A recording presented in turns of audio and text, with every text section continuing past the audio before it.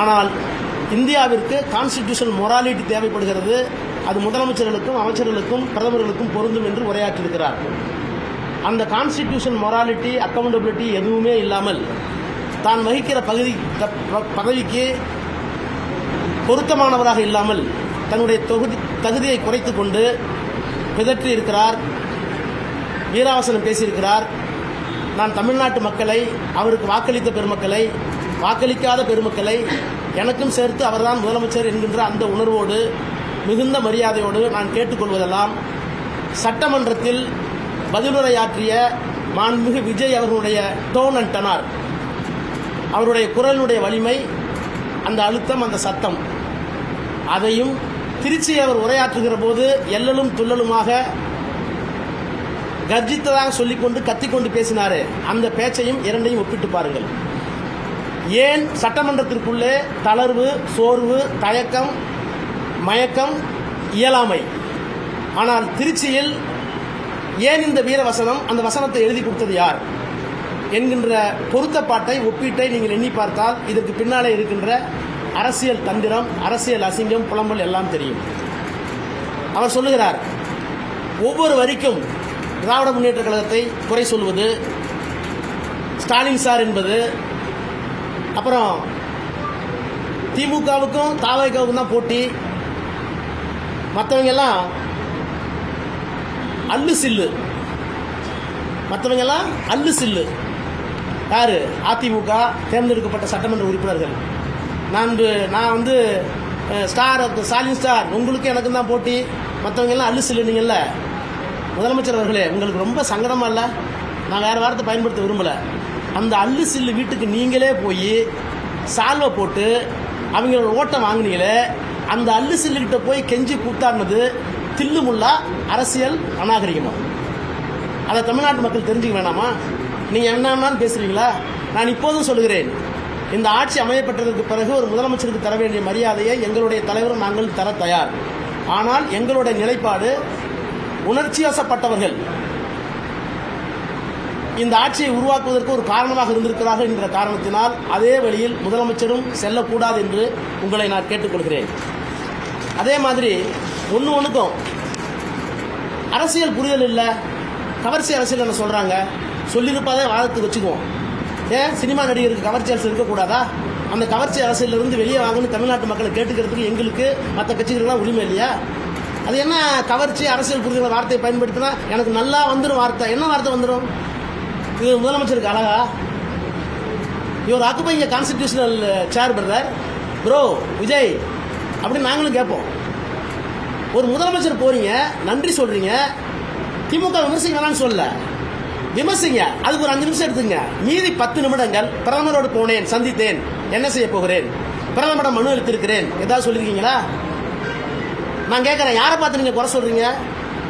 தமிழ்தாய் வாழ்த்துக்கு வந்து நீங்க போய் கடிதம் கொடுக்குறீங்க. யார் தெரியுமா சார் ஸ்டாலின்? நீங்க சொன்ன ஸ்டாலின் சார் யார் தெரியுமா? அரசியல் சட்டத்தால் திருத்தப்பட்ட EWS, economically weaker sections, constitutional mandate once it was pass in the parliament, அதை தமிழ்நாட்டுக்குள்ள அனுமதிக்க மாட்டேன்னு சொன்னவர் தான் ஸ்டாலின் சார். நீங்க தமிழ்தாய் வாழ்த்து நீங்க போட்டுருக்கிறது என்ன தெரியுமா? வெறும் ஜிஓ, கவர்மெண்ட் ஜிஓ சார். அரசியல் சட்டம் மீறினா ஆட்சியவே கலைக்கலாம். நாங்க மீறி இருக்கோம், தாழ்த்தப்பட்டவர்களுக்காக, பிற்படுத்தப்பட்டவர்களுக்காக. நீங்க ஒரு தமிழ்தாய் வாழ்த்துக்கு போய் கெஞ்சுறீங்களே, கூத்தாடுறீங்களே, உங்க வீரம் என்ன? இந்த வீரத்தை நாங்க வந்து அமலப்படுத்தக்கூடாதா? ஒன்று தெரிஞ்சுங்க மாண்புமிகு முதலமைச்சர் அவர்களே, நாங்க வந்து உங்களுடைய கவர்னன்ஸை தான் 6 மாசம் கழிச்சு விமர்சிப்போம்னு சொன்னோம். உங்களுடைய இயலாமைய, டே டு டே அட்மினிஸ்ட்ரேஷன்ல இருக்கிற குறைபாடுகளை நாங்க விமர்சிக்க மாட்டோம்னு நீங்களும் சொல்ல முடியாது, நாங்களும் கேட்க முடியாது. நாங்க டே டு டே அட்மினிஸ்ட்ரேஷன் சொன்னா இவ்வளவு கொலை நடக்குது, கொள்ளை நடக்குது, இவ்வளவு வந்து கற்பழிப்பு நடக்குது, பாலியல் தொந்தரவு நடக்குதுன்னு சொன்னா நீங்க உடனே விமர்சிக்கிறீங்களா? நீங்க சொன்னீங்களே நான் வந்த உடனே எல்லாம் சரியாயின்னு சொன்னீங்களே. சரி, பணம் இல்ல, நிதி நிலைமை சீர் செய்வதற்கு 6 மாசம் ஆகலாம் அல்லது 2 வருஷம் ஆகலாம். சட்டம் ஒழுங்குக்கு என்ன பிரச்சனை? போலீஸ் உங்கள்கிட்ட தானே இருக்கு, துப்பாக்கி உங்க கையில தானே இருக்கு, டிரான்ஸ்பரிங் அத்தாரிட்டி நீங்க தானே, அதுக்கு என்ன காலவாசம் வேணும்னு கேட்கறேன். உளவுத்துறையை சரியா வச்சுக்க வேண்டியதானே நீங்க? உங்களுடைய உரையில் அப்புறம் வேற என்ன சொல்றீங்க? இப்ப தமிழ்நாட்டுக்கு அவர் கையெழுத்து போட்டதுல சிங்கப்பெண்ணு ஒரு திட்டம் கையெழுத்து போட்டீங்க. நான் கேட்கிற சிங்கப்பெண்ணுக்கு பட்ஜெட்டரி சப்போர்ட் என்ன? கலைஞர் 3 கையெழுத்து போட்டார், எங்களுடைய தலைவர் ஸ்டாலின் உங்களுக்கு கையெழுத்து போட்டார் முதலமைச்சர் வரும்போது. அதுக்கெல்லாம் பட்ஜெட்டரி சப்போர்ட் என்னன்னு நிதித்துறை செயலரோடு பேசி அலாட் பண்ணி முடிச்ச ஒரு தான் கையெழுத்து போட்டோம். சிங்கப்பெண்ணுக்கு பட்ஜெட்டரி அலோகேஷன் என்ன? நீங்க எல்லாம் சொல்ல வரீங்க, பேரை மட்டும் மாத்திட்டா போதுமா? ஒரு ஐஜியை போட்டீங்க, புதுசாக ரெக்ரூட் பண்ணீங்களா? அது புதுசாக டிபார்ட்மெண்ட் வாங்கி கொடுத்தீங்களா? இல்லை எந்தெந்த மாவட்டத்தில் சிங்கப்பெண் திட்டத்திற்கு போலீஸ் அலாட் ஆகிருக்காங்க? எத்தனை வெஹிக்கிள் நீங்கள் வாங்கியிருக்கீங்க? அதையே நீங்கள் தொடக்கி வைக்கல, கையெழுத்து போட்டீங்களே, ஏன் இன்னும் தொடக்கி வைக்கலன்னு கேட்குறேன். ஒரு அதாவது இனபிலிட்டி, இன்காம்பிடன்ட் அப்படின்னு அவங்க சொல்றதுல என்ன தப்பு? ஆனால் நீங்கள் பேசுறது மட்டும் பார்த்தீங்கன்னா கைத்தட்டலுக்காக, உணர்ச்சியை தூண்டுவதற்காக எல்லாம் பண்றீங்களே. நாங்கள் என்ன சக்தி தெரியுமா? மும்மொழி கொள்கையை நாங்கள் உள்ள விடல. என்னென்ன திட்டங்கள் ஒன்று நிறுத்தி வச்சிருக்கோம், டீலிமிட்டேஷன் நாங்கள் தான் நிறுத்தணும். நேஷனல் எஜுகேஷன் பாலிசி நாங்கள் தான் நிறுத்தணும். பிஎம்சி 2500 கோடியா இழந்தாலும் பரவாயில்ல, 10,000 கோடி கட்டப்பட்டாலும் பரவாயில்ல, மாநில உரிமை விட்டு கொடுக்க மாட்டோம் மோடி அவர்களே, நான் அதுக்கெல்லாம் பயப்பட மாட்டேன் அப்படின்னு சொன்னவர் தூர சத்தியம், ஓர சத்தியம், கோர சத்தியம், பார சத்தியம், தூர்ந்து போன சத்தியம். ப்ரோ விஜய் ப்ரோ, எங்க ப்ரோ போச்சு உங்களுடைய சக்தி? பிஎம்க்கு முன்னாடி முடியாதுன்னு சொல்லிட்டு வாங்க ப்ரோ. ஏன் bro? Honourable chief minister bro, why bro ஏன் பேசாம வந்தீங்க? ஏன் ப்ரோ பிரஸ்ஸை பார்க்கறதுக்கு தைரியம் இல்லை ப்ரோ? ஏன் ப்ரோ எழுதி கொடுத்த ஸ்கிரிப்டுக்கு இவ்வளோ வேற வீரம் உங்களுக்கு? எவ்வளோ பிரச்சனை இருக்கு? பாசிசத்தையும் எதுக்குறோம், பாயாசத்தையும் எதுக்குறீங்க. ரைட், பாயாசத்தை முடிச்சிட்டீங்க. பாசிசத்தை என்னாச்சு ப்ரோ? திருவள்ளூர் காவி கலர் போட்டிருக்காரு கவர்னர். உங்க அமைச்சர் கேட்டாங்க, என்ன சொல்றாங்க? அதை இப்ப பத்தி பேச வேணாம், எப்ப பேசுவீங்க? திருவள்ளுவர் எங்களுடைய இனத்தினுடைய, மொழியினுடைய, கலாச்சாரத்தினுடைய அடையாளம். பிறப்புக்கும் எல்லா உயிருக்கும் எம்பளம் போட்டுட்டா பத்தாது. திருவள்ளுவருக்கு இங்க காவி சாயம் பூசுறது நான் இப்ப பேச மாட்டேன்னு சொன்னா, எங்களுடைய மொழியை, இனத்தை தாழ்த்துகிற ஒருவரை கேள்வி கேட்பதற்கு துப்பு இல்லாத ஒரு சக்தி எங்களை பார்த்து தீய சக்தி, தூர சக்தின்னு சொல்லுவீங்களா? நீங்க என்ன சக்தி? நார சக்தியா? கேட்க மாட்டோமா? அப்புறம் நாங்க சாதி, மதம், பணத்தை எல்லாம் உடைச்சிட்டீங்க. நீங்க சாதி பார்த்து கேண்டிடேட்டே போடல, நீங்க மதமே பார்க்கல. கையில ஒரு மதம், நெத்தியில ஒரு மதம், பதவி ஏற்றுக்கும் போது ஜோசப் விஜய் என்னும் நான், அது ஒரு மதம். என்ன bro? Total contradiction bro, bundle of contradictions. இந்த பண்டில் ஆஃப் கான்ட்ரடிக்ஷன் பேர் நான் தாண்டி வந்துட்டாங்கிறது இல்லை, அதெல்லாம் உள்ள மறைச்சு போட்டு வச்சிருக்கீங்கன்னு அர்த்தம். அதை விட பெரிய கொடுமை, இந்த திருச்சி கிழக்கு தொகுதி என்னுடைய செல்லை பிள்ளைங்கிறாரு. ஐயோ ஜனங்களே ஜாக்கிரதையா இருக்கு. நான் இப்ப என்ன கேட்கிறேன், இதெல்லாம் ஒரு சீஃப் மினிஸ்டர் பிரச்சனை. ஒரு சீஃப் மினிஸ்டருக்கு முன்னாடி என்னென்ன பிரச்சனை இருக்கு? தமிழ்நாட்டுக்கு தர வேண்டிய உரிமைகளை நீ தந்தீங்களா?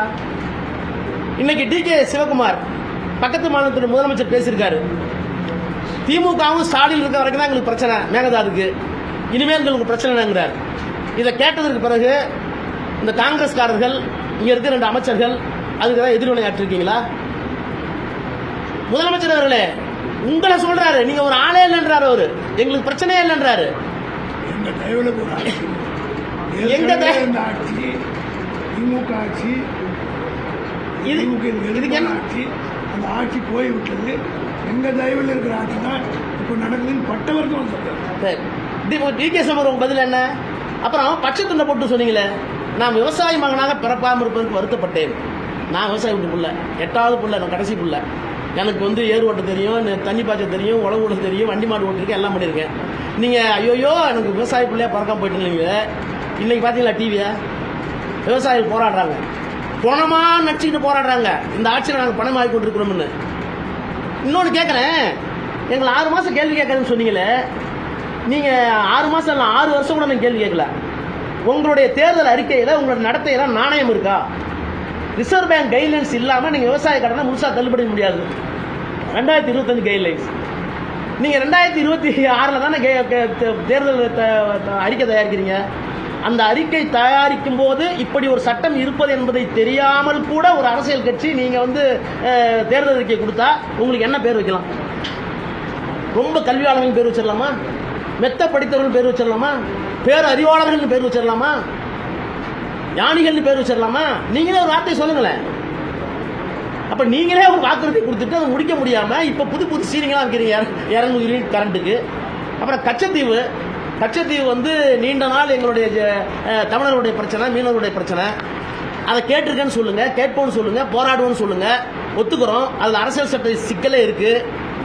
தமிழ்நாடு அரசாங்கத்தினுடைய சட்டமன்றத்தினுடைய அனுமதி இல்லாமலேயே அன்றைக்கு கச்சத்தீவை மத்திய அரசாங்கம் தாரை வார்த்தது.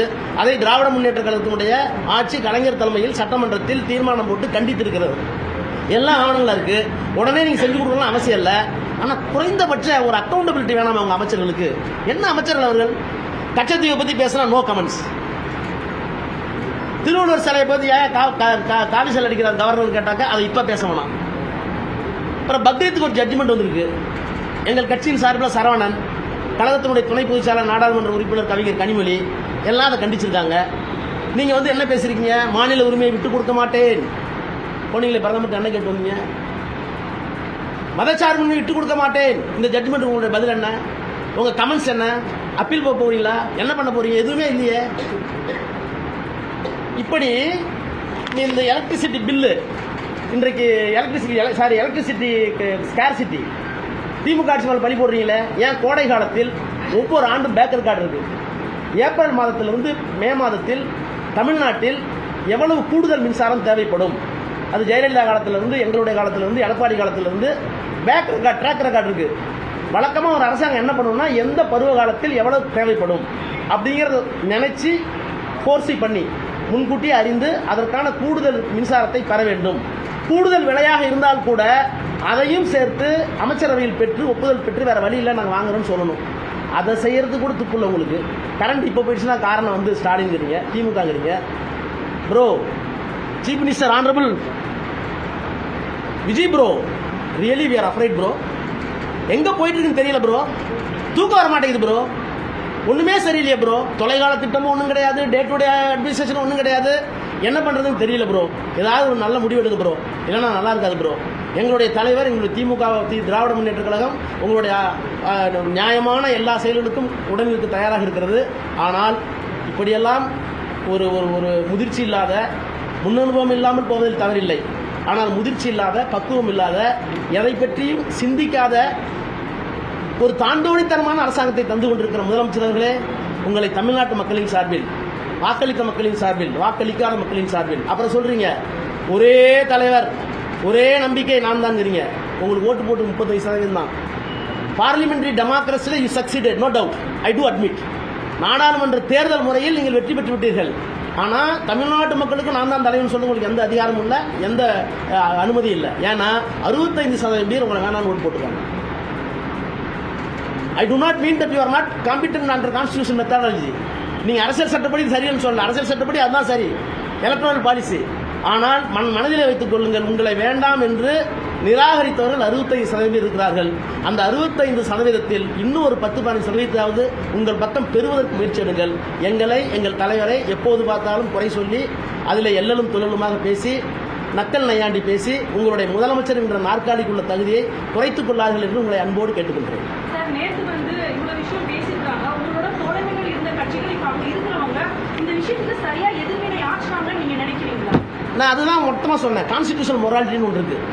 அதாவது ஒரு அரசாங்கம் இருக்கணுங்கிறதுக்காக இன்னொரு அலைன்ஸில் ஜெயிச்சவங்க வெளியில இருந்து ஆதரவு கொடுக்குற நான் ஒத்துக்கிறேன்.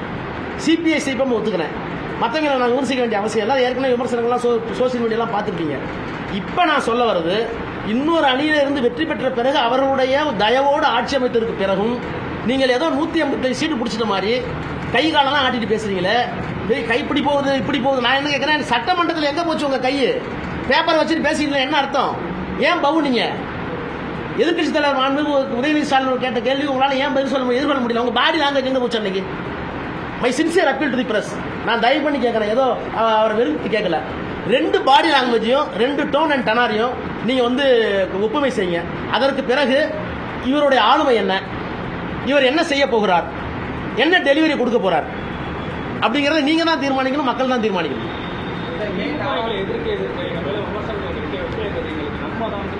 என்ன விமர்சனம் வச்சிருக்கோங்க? என்ன விமர்சனம் வச்சிருக்கோம் மேல சொல்லுங்க பாப்போம். ப்ரோ, என்ன விமர்சனம் சொல்லுங்க. பிரைம் மினிஸ்டர் போனீங்க, sir there must be accountability. You are elected chief minister, you met the prime minister. Is it not our right to get information from you, or is it not your duty to disclose what happened with the prime minister? என்ன press பார்க்க வரீங்க?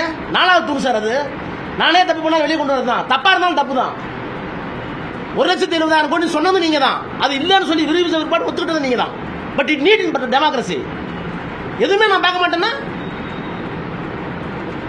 இதெல்லாம் சும்மா ஒரு பூடாக போட்டுக்கிறது. நீங்க எதுக்கு நாங்கள் பார்த்துக்கிறோம். இதெல்லாம் ஒரு முதலமைச்சருக்கு பேசாதலாம். இந்த நையாண்டி நக்கல்லாம் இதெல்லாம் வந்து அது தாவேக வளர்ந்த 2ஆம் கட்ட தலைவர்கள் பேசிட்டோம். அல்லது ஒன்றும் தெரியாத அமைச்சர்கள்லாம் வந்து போயிருக்காங்கல்ல. சுற்றுலாத்துறைக்கும் சுற்றுச்சூழலுக்கும் சுற்றுலாத்துறைக்கும் தெரியாத அறிவுஜீவிகள்லாம் இருக்காங்கல்ல, அவங்க பேசிட்டு போட்டோம். அதெல்லாம் இவர் பேசக்கூடாது. மாணிக் தாக்கூர் ஒரு விமர்சனத்தை வச்சிருக்காரு. மே 4ஆம் தேதி அதிமுக கூட்டணி பேச்சுவார்த்தைக்கு RSS உதவிச்சுனாவோ அண்டர் டீலிங் நடந்ததாகவும் சொல்றாரு. அவர் எங்க இருந்து பார்த்தாரு சார்? அவர் எங்க இருந்து? நான் வாதத்துக்காக சொல்றேன். திமுகவிலையோ அதிமுகவிலையோ 2ஆம் கட்ட 3ஆம் கட்ட தலைவர்கள் இது என்ன வந்து ஒரு ஒரு புதுசா இருக்கிற தமிழ்நாட்டுக்கு இது நல்லதா, ஏன் நம்ம திராவிட சித்தாந்தத்தில் ஒன்று தானே அப்படின்னு முயற்சி பண்ணி பேசியிருக்கலாம். ஜனநாயகத்தில் பேசக்கூடாதுன்னு ஒன்று கிடையாது. But what was and what is the consistent stand taken by mister NK Stalin. எங்க கட்சியினுடைய தலைவர் எடுத்த திடமான முடிவு என்ன சார்? பாரதி 2 பேர் பேசியிருப்பாரு, நான் 2 பேரோட பேசுவேன். ரைட் சார், இந்த கட்சியில் இருக்கிற ஜனநாயக உரிமையை கலைஞர்த்தையோ ஸ்டாலின்ட்டையோ எதிர்க்கிறதையும் நான் பேசுவேன். நான் என்ன ஒரு பட்டத்தில் உண்மையை சொல்லட்டுமா? இந்த அரசாங்கத்தை எடுத்து ஓட்டு போடணுமா வேணாமானப்ப வேணாம். நான் கொஞ்சம் பேர் நான் ஓட்டு போடணும்னு சொன்னேன். இல்லை ஓட்டு போட வேணாம்னு ஒரு முடிவு எடுத்தோம். But it was my right. ஏன் என்னோட தலைவர்கிட்ட ஓட்டு போடணுங்க தாங்க கருத்து, எனக்கு எதுக்குனுங்க, இல்லைன்னா மக்கள் எனக்கு தப்பா நினைப்பாங்க அப்படின்னு நான் சொன்னேன். ஏன் கருத்து கொஞ்சம் சீரியஸ் வேணாங்க. அப்புறம் கொஞ்ச நேரம் பேசணும். இதில் என்ன பிரச்சனைன்னு கேட்குறேன். உடனே என்ன பெரிய அப்படியே கல்லா. நான் என்ன கேட்குறேங்க, நீங்க வந்து மற்றும் சிலர் அல்லு சில்லு அவங்களோட போய் டீ குடிச்சு காபி குடிச்சு போட்டா எடுத்துட்டு வெக்க இல்லாம சாலை போட்டுட்டு அவன் சாலை போட்டு நீங்க போடுறதை வாங்கிட்டு வந்து நாங்க பண்ணோம்னா என்ன பண்ணிக்கலாம்னு கேட்கிறேன். Sir, what is stand of DMK, what is stand of leader? அபிஷியலா என்ன வருதுன்னு பார்க்கணும். அதுக்குள்ள டிஸ்கஷன் 1000 நடந்திருக்கலாம். நாங்கள் செயல்பட பொதுக்குள்ள கூட்டணுமா? கேட்டா பாரதி வீட்டில் என்ன நடந்துச்சு, ராஜா வீட்டில் 2 பேர் நடந்துச்சு, இளங்கா வீட்டில் நடந்துச்சு. என்ன நடந்துட்டு போகுது. ஜனநாயகத்தில் நடந்துச்சு சார், தப்பு இல்லை. Allegation counter allegation quite common in democracy. It should be. இப்ப நடக்கிற பல சட்ட ஒழுங்குகளுக்கு முந்தைய அரசு காரணம். ஆனா எங்க மேல என்ன பழி சுமத்தினாலும் நாங்க மக்களோட விஜய் பேசியிருக்காரு. எப்படி பாக்குறீங்க இது? நீங்க பிரஸ் தானே, அவர் சொல்லிட்டாருல, எங்கள்கிட்ட வந்து கேக்குறீங்கல்ல. இப்ப நடக்கிற கொலைக்கு பாலியல் வன்முறைக்கு எப்படிங்க பழைய அரசு காரணமாகும்னு அவர்கிட்ட கேட்டீங்களா? அது ப்ளீஸ் கேட்டீங்க. என்னங்க, கவர்மெண்ட் மாறிடுச்சு, ஆபீசர்ஸ் மாறிட்டாங்க, மெஷினரி மாறிடுச்சு. You gave A clear signal. நான் பழைய ஆட்சி மாதிரிலாம் இருக்க மாட்டேன், ரொம்ப ஸ்ட்ரிக்டா இருப்பேன், சட்டம் ஒழுங்குலாம் சரியா இருக்குன்னு சொல்லிட்டீங்க. தி மெசேஜ் சென்ட் அனுப்பிச்சிட்டீங்கல்ல. அதுக்கு பிறகு கொலைகள் நடக்குது. அதுக்கு எப்படி MK ஸ்டாலினும் பழைய அமைச்சரவையும் பழைய கவர்மெண்ட் காரணமா இருக்கும்?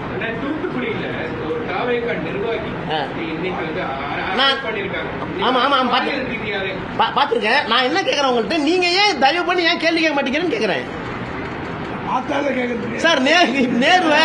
நேருவை இந்திரா காந்தியை கலைஞரை நீங்க பாத்துருக்கீங்கல்ல, நீங்க எங்கள்கிட்ட கேட்கறீங்களே தவிர அவர் சொல்றாரு முதலமைச்சர் அவர்கள் இப்படி சொல்றது நியாயமா, இது உங்களுக்கு தார்மீக உரிமை இருக்கா, தப்பு இல்லையா அப்படின்னு ஒருத்தர் கேட்க மாட்டீங்களா?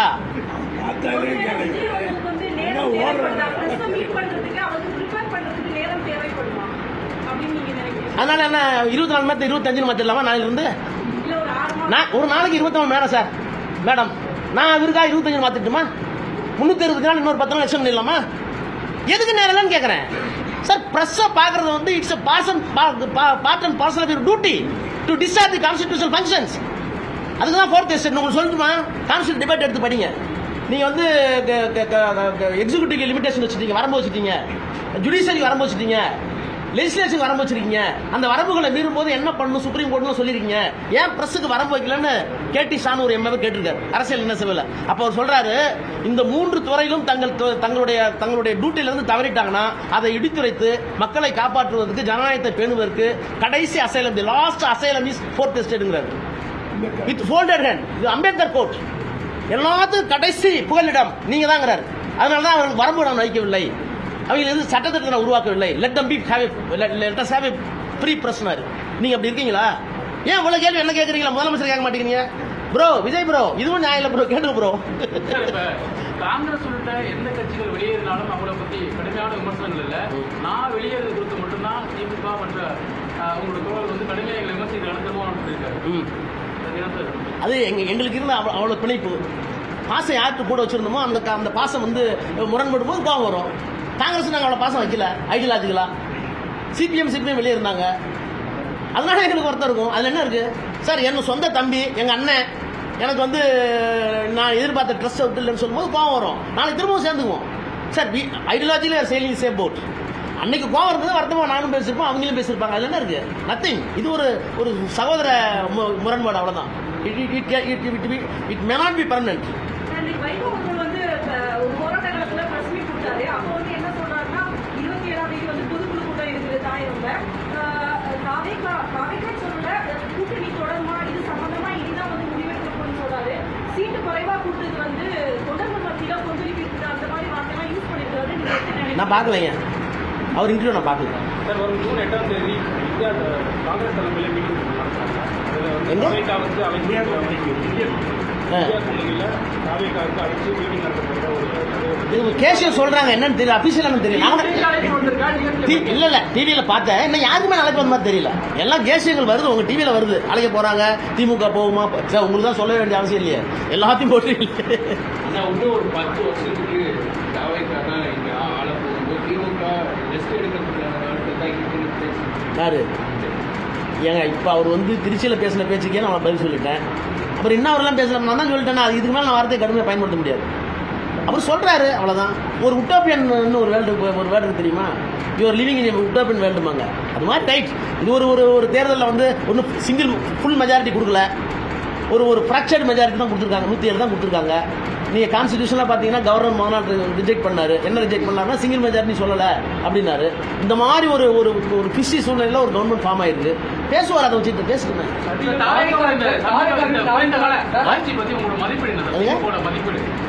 சார் மதிப்பீடு தான் டெய்லி நான் கொடுத்துட்டு இருக்கேன். கொல்லை இன்னைக்கு கூட தூத்துக்குடியில் கனிமொழி தொகுதியில் நடந்து கனிமொழி பேட்டி கொடுத்துருக்காங்க. ப்ரெஸ்ல கேட்டாங்க.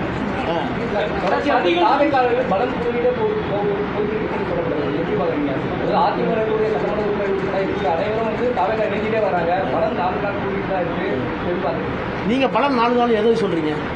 எம்எல்ஏ இருங்க சார், நான் என்ன சொல்றேன், ஒரு அதிமுக எம்எல்ஏ தேர்ந்தெடுக்கப்பட்ட எம்எல்ஏ வராரு, அவருக்கு வந்து பெரிய கான்ட்ராக்டர்